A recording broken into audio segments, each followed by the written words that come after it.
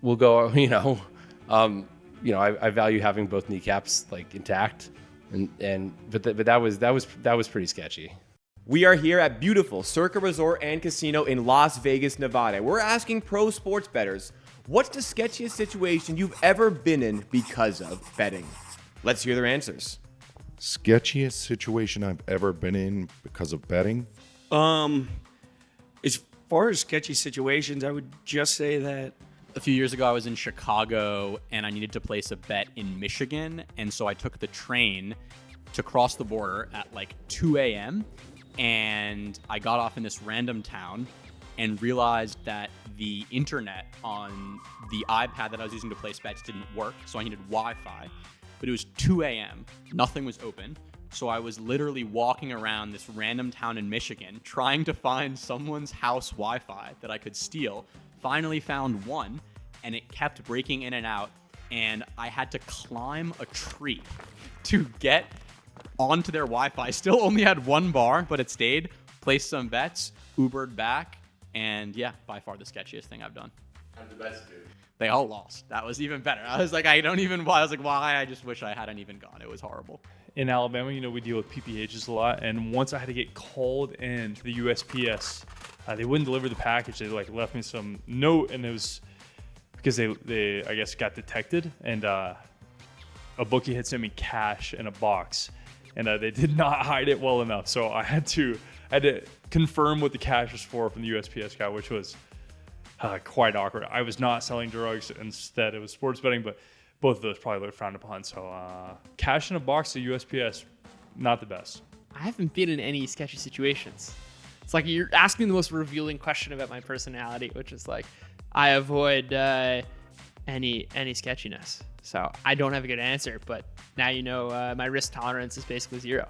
I've been in a few sketchy situations. I'd say, there's been a lot of times when I'm driving around with the backpack full of like $300,000 in cash, which is a little bit scary. At least it was the first few times.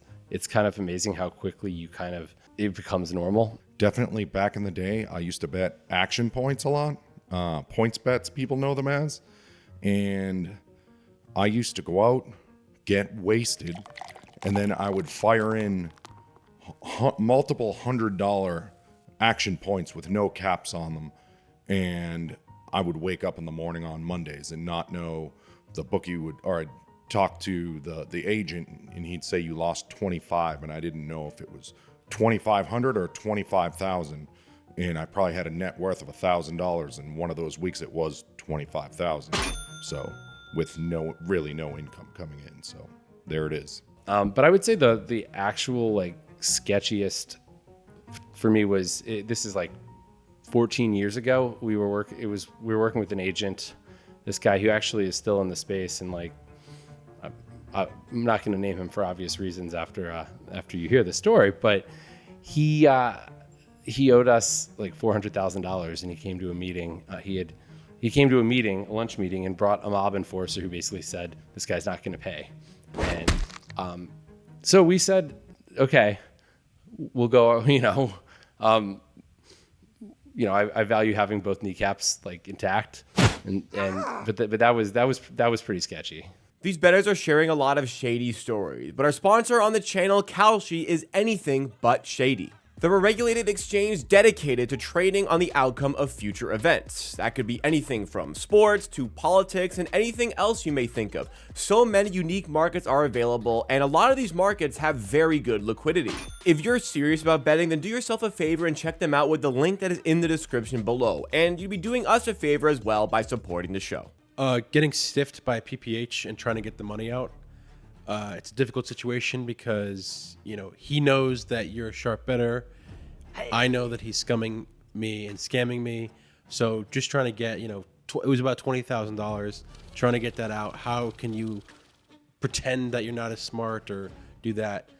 Didn't work. Unfortunately, we're not able to get the money out, but that was a sketchy situation. Nothing too crazy for me so far. All right, so I guess this is like pre-COVID story when I used to meet like the PPH outs more often. One time a guy was handing me a significant amount of money, And before he'd give me the money, he kept asking me over and over, hey, let's walk to your car. Let's walk to your car.